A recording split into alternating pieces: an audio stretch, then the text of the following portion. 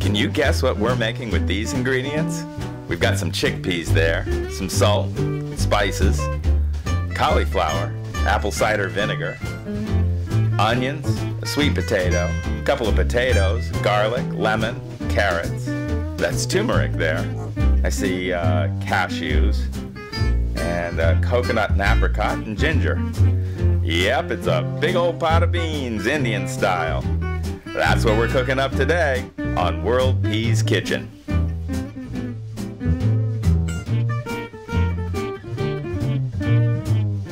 So it's Sunday and I've been working out and I'm tired, but I'm also really hungry. So what I want is something effortless, delicious, and healthy. Now I could go to the local fast food chain or call some delivery company, but as a vegan and wanting mostly organic, there are not a whole lot of choices. The good news is I thought ahead. This is an Indian chickpeas and cauliflower and potato curry dish that I made myself and stored just so I could heat it up now. All I have to do is turn on the oven and put this in to warm up. So how did I end up with this convenience lunch that's healthy, inexpensive, and also really delicious? Well, to understand that, we have to go back a few days. It was a snow day. Everything was closed. So while Sherry was out shoveling snow, I decided to make up a big old pot of beans using Indian flavors, and at the same time teach you a lesson about how to make healthy, delicious vegan food that's also really convenient. These days, a lot of people will agree that vegan food is a healthy way to live, and anyone with an open mind now gets it that vegan food can be really high-end and delicious. But still people think vegan food is expensive and it's really a difficult lifestyle. Well, that's not true if you know what you're doing. The big idea here is start with fresh organic produce. That's what makes it healthy, and that's what makes it inexpensive. Then cook in really large batches and have lots of containers on hand so you can store food and cook several meals at once. That's what makes it convenient. Convenience, inexpensive, healthy, and delicious. That's everything you want. So let's get cooking. Our plan here is to cook with almost no added fats at all. So we better get a steamer pot going. Let's get a little less than an inch of water in the bottom of this pot and put it on to boil. We'll be steaming the sweet potatoes, white potatoes, carrots, and cauliflower, so let's get them all washed. We're replacing half of the white potatoes with sweet potatoes, a much more nutrient-dense food. Once the vegetables are washed and our mise is in place, it's time to get started on the sauce. A whole lot of things are going to go into the food processor, starting with this turmeric root. Now, if you can't find turmeric root in your grocery store, and there's a good chance you can't, just use the yellow powder from the spice rack, but use a lot of it. Turmeric is an extraordinary anti-inflammatory and has many other health properties, so we use it as often as we can. Now let's get started on the ginger, another food that's really good for you. This ginger's been washed, so it's not necessary to cut off all the brown bits. And since it's going in the food processor, it can stay in pretty large chunks. And then the garlic, there's about 6 cloves in this dish. You can use any method you want to get the skin off, the cut method or the smash method. It's all going in the food processor. And there it is with our 3 favorite ingredients, garlic, ginger, and turmeric. It's sort of our mirepoix, or holy trinity. We call it the medicine chest because it's so good to have in your diet. Now let's get started on those apricots.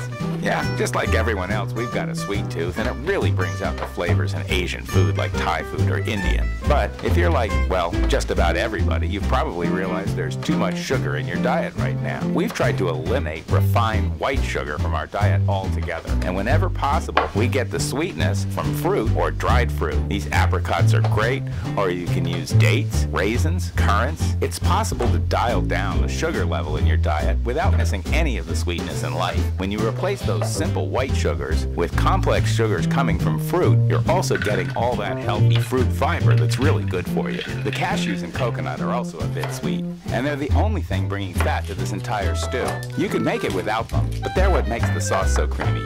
Now let's get started on the onions. We're just going to give them a rough chop, throw them into the food processor, along with a little bit of water, and give it a whirl.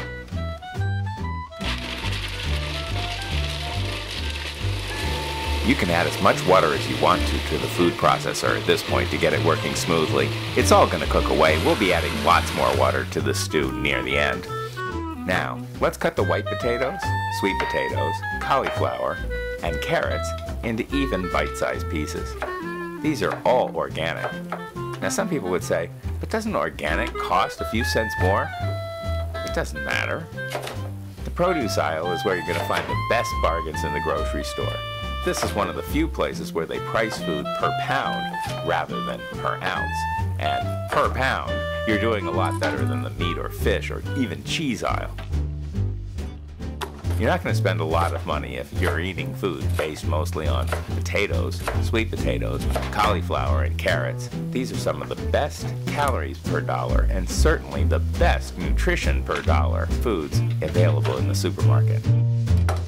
This is especially true of the cauliflower, which can really be a bargain, so always check for a manager's special. Now, let's attack this cauliflower with confidence. We're going to use the whole thing, so cut off the sides and then the top. That just leaves you with the core, which you can throw in your juice tomorrow. We're making a break with authenticity here for a healthier take on Indian food. Normally these vegetables would be sautéed in oil that would already have been flavored by all the spices. We're steaming the vegetables, so no added oil there, and we're going to start the spices in a dry pan. That's cumin seed, mustard seed, anise, 2 chiles de árbol, and I'm getting a little fancy with the cardamom seeds.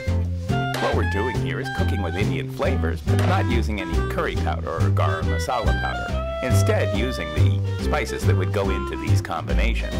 It's perfectly fine if you want to save yourself a bit of time and use a couple of tablespoons of curry powder or garam masala instead of the spices we're using here. Here's a trick. Next time you're at the grocery store spice rack and you can't remember what goes into a good curry, just remember that there's curry powder right there and you can read the ingredients on the side. What you'll find is all the things we're using here. Turmeric and cumin and cardamom are the main ingredients. Usually there'll be cinnamon and anise for sweetness and a lot of heat from peppers, red pepper, black pepper, white pepper, and often they'll have dehydrated powders with garlic and onion flavors coming in. We're toasting the spices on medium heat until they begin to pop like popcorn. There, can you hear it? That's mostly the mustard seeds. Now let's add the garlic, ginger, turmeric, and onions from the food processor. Remember, that's also got the apricots, cashews, and coconut in there. We want to give it a good stir. We want to make sure we get to cook the garlic. We're going to add some water, as much as you need to. And then we're going to add the cooked beans. That's 2 cups of dried garbanzos that were rinsed off and then soaked overnight, and then boiled for an hour or so and drained. Now, we could open 2 cans of chickpeas or garbanzos and wash off all that canning liquid, and that would speed things up. That's the easy way, but it wouldn't be the world peas kitchen way. What you're about to see next may shock you. Yes, we are going to add an ingredient that comes from a jar, but that's really just bowing to the fact that this is winter. The tomatoes available in winter are really not worth buying, so the best way to get organic tomatoes into this is to open a jar of tomato paste. If this were summer, this would be 4 or 5 ripe red tomatoes. Now we're going to add the lemon 2 different ways. First, we're going to juice it into a bowl so we can fish out the seeds. That'll add the sour element. But then to get the bitter element, we're going to take the peel and cut it into 4 large pieces. We'll throw those into the stew for a while and eventually fish them out before serving. Right now is not a bad time to find those chili peppers and remove them from the stew. You don't want somebody biting down on a large piece of chili pepper. Of course, that's another thing we do on World Peas Kitchen that's perhaps not the easiest way. You could always use a few shakes of chili flakes instead of the large chili peppers. So let's check on those steaming vegetables. They've been going for about 10 minutes now. Let's give them a stir, find a piece of that sweet potato and check. No, that's still a bit too tough, so let's give them a stir and leave them going for about another 5 minutes. The secret to any big old pot of beans is to cook it for a really long time, but never let it burn. That means you always want to check the moisture levels and stir it from the bottom quite often. Now let's check to see if those steamed vegetables are ready. Oh yeah, they're ready. Just look at them. Cauliflower, sweet potatoes, potatoes, and carrots. They're going right into the stew, and we're going to give them a big stir. Okay, let's add the apple cider vinegar.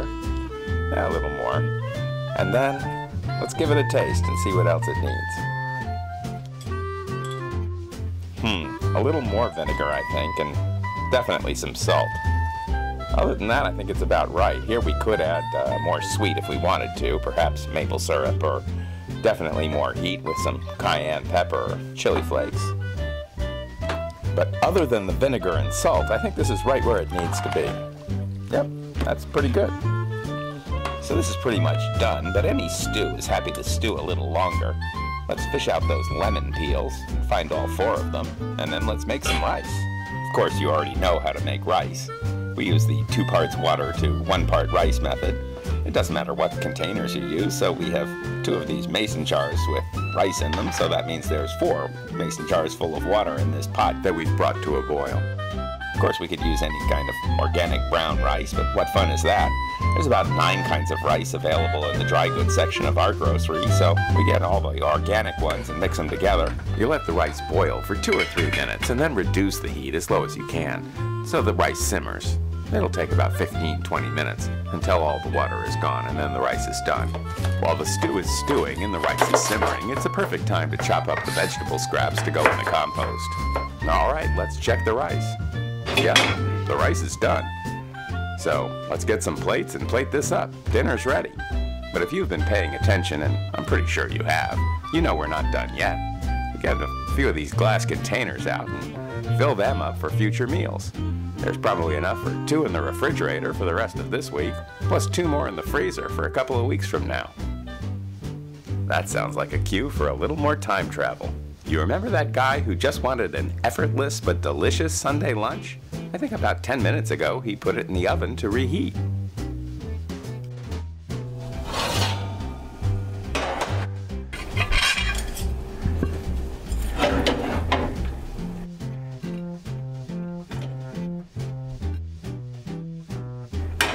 Get a little bit of the rice, get some of the beans on top of that.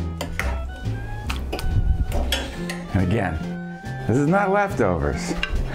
This is a meal that I made myself, for right now. It's got the sweetness of the apricots in there, just the right amount of heat. You can taste the cumin and the cardamom. Fantastic.